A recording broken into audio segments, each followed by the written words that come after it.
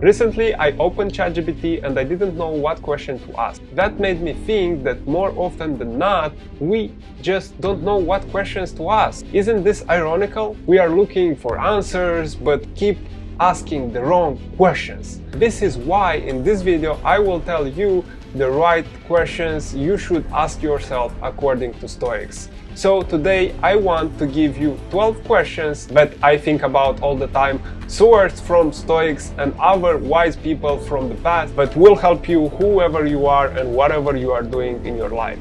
First question: does this actually matter? Let me tell you something. Let me tell you something. Let me tell you something. All right. Let me tell you something. Let me tell you something. So many things that we are upset about, that we hold on to, that we focus on, they don't matter. Not to you, not to anyone at all. They just don't matter. Just don't matter at all. Marcus Aurelius says, ask yourself in every moment, is this essential? This is because most of what we do and say is not essential. He says when you eliminate the inessential, you get the double benefit of doing the essential things. Another example would be Stephen Colbert. He loses his father and several siblings in a plane crash. And he said what he took out of this was a question from his mother. She said, can you look at this in the light of eternity?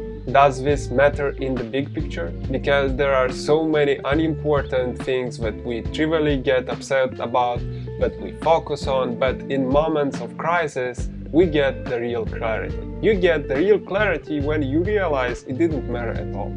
People matter, your loved one matter, doing your best matter, but everything else is irrelevant. And yet, that's where we focus so much of our time and energy. Second question: will this be a lifetime or a dead time? I can't stop bringing the example of the lockdown. When everyone was overwhelmed by the future, that was a dead time for so many of us because we didn't live. We didn't take advantage of the time we got. We have to get advantage of the time we have and live at the fullest. As Seneca says, it's not that life is short, it's that we waste a lot of it. We kill time, and time is killing us. This quote is brilliant. It puts things in perspective and it always triggers me for action. And the truth is, you always have the ability to make the most of this moment, but often we choose not to, because we don't ask ourselves these questions often enough. This is why I created a couple of designs with the questions and words that empowers me. I put them right above my desk and I find them helpful as it always focuses me in the right direction, and it also makes my office look so much better. Remember, success is a choice. Third question: who are you spending time with? This is a phrase you hear a lot. Show me who you spend time with and I will tell you who you are. Seneca talks about spending time with people who make you a better person. Following that logic, the question is, are you spending time with people who are averaging you towards where you want to go, or they are averaging you away from where you want to go? This is a question that can lead to some hard decisions, for example, people that you are going to spend less time with. And such decisions are hard and they seem egoistic, but you have to realize that you are your environment. You are who are you seeing after work, who are you reading, who are you talking to, who are you watching on YouTube. Please The people we spend time with are either going to make us better, or they are going to make us worse, or they are going to keep us exactly who we are, which is either a good thing or a very bad thing. Let me give you an example. Your old friend loves the old you, but if you want to be better than the old you, that means you have to change. The question is your friend ready to accept that? Let's move to the next question.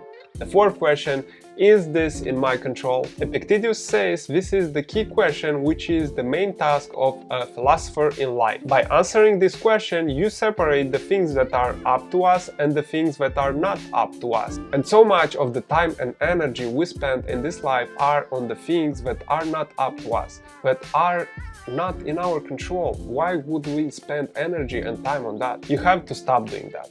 You don't need to have an opinion on the fact that it's raining, because rain, it's not in my control, it's not in your control, but what is in my control is what I'm going to do about it, right? What is in our control is our actions, our thoughts, our opinions, right? And so the Stoic learns to tune out what's not in our control and to focus on what's in our control. So we ask ourselves about everything we experience, everything we are feeling, everything we are working on.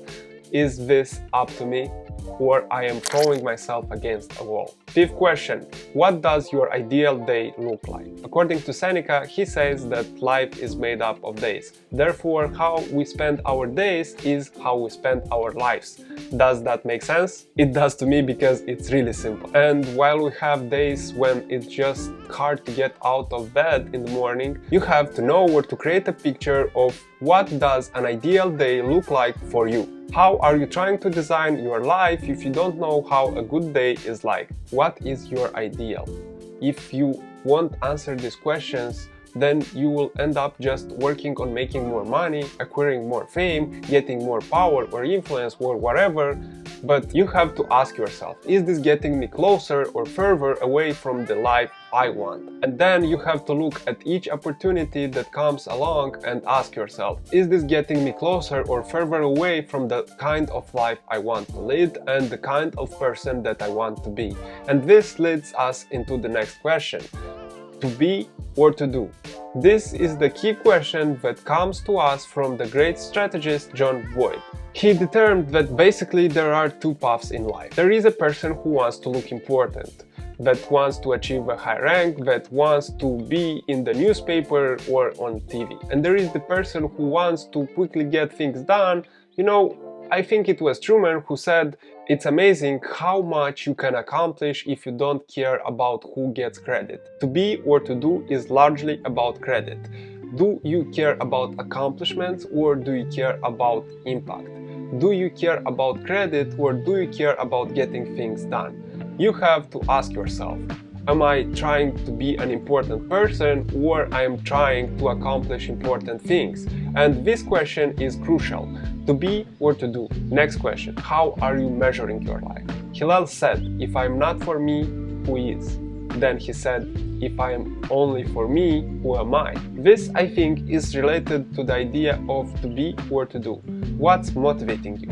It is external accomplishment, or it's making a difference in this world. Yes, you have to fight for yourself. You have to stand up for yourself, because else you get walked all over. But if all you care about is protecting yourself, if all you care about is attention, who are you? Imagine two friends, one named Alex and another Ben. Alex values being a good listener, while Ben values doing things that makes a difference in this world. One day, a common friend comes to them with a problem. Alex sits with the friend and listens carefully, offering support and empathy. Ben, on the other hand, immediately starts brainstorming solutions and ways to help. Both approaches are valid, but reflect different values and priorities. Alex's focus on being a good listener aligns with his personal identity, while Ben's values of doing something to make a difference reflects his values. Ultimately, both approaches can be helpful in different situations. And the point I'm trying to make here is that you have to understand your own priorities and values and to be aware of how they influence your actions and decisions. Again, to be or to do. But also, who am I for and who am I? And who am I for shouldn't change who am I. Next question. What am missing by choosing to worry or to be afraid? There is a great book which I recommend you to read, The Gift of Fear by Gavin De Becker. He says, when you worry, ask yourself, what am I choosing not to see right now? We only have limited amount of cognitive resources or time or emotional energy. How are you going to spend it? And often by being anxious, by being worried, by taking things personally, by being afraid, we are taking our eye off the ball. And so I want you to see those emotions not just as unpleasant, but actively destructive, because that's stuff that's gonna happen anyway. one way or another, you are going to have an emotional response at some point. But you have to realize that you are only compounding on it if you are acting on those emotions. Next question. Are you doing your job? Everyone has a job in every moment. Sometimes that's a little job, sometimes it's a big job, but everyone has to know their job in an organization, in life, in friendship, in bed, I don't know, everywhere. But instead, in most cases, we end up focusing on everyone else's job rather than on our own. Because it's easier to analyze what somebody else is doing than doing our own job. And that's why I like this question so much. Are you doing your job? And if you aren't, why not? And if you are, good, keep going. Next question. What's the most important thing? What's the most important thing to you? What do you actually value? If you don't know what's important, how do you know that you are putting it first? So to me, all other questions of life come after I have asked and answered what is the most important thing in my life. If you told me I could get 10 times as many views but it would come at an expense of my marriage, I'd say screw you, because I know the most important thing to me is that those things are in balance with each other. Yes, my work is important, but it's not the most important thing. You know, Seneca talks about the idea of euphemia. Seneca believed that euphemia is a crucial element of Stoic philosophy, as it helps individuals live a fulfilling life. By cultivating euphemia, one can achieve a sense of inner freedom and independence, and live in harmony with the natural order of the universe. Next question. Who is this for? You have to ask yourself this question, as it makes it easy for you to ignore what doesn't matter and to focus on what does matter.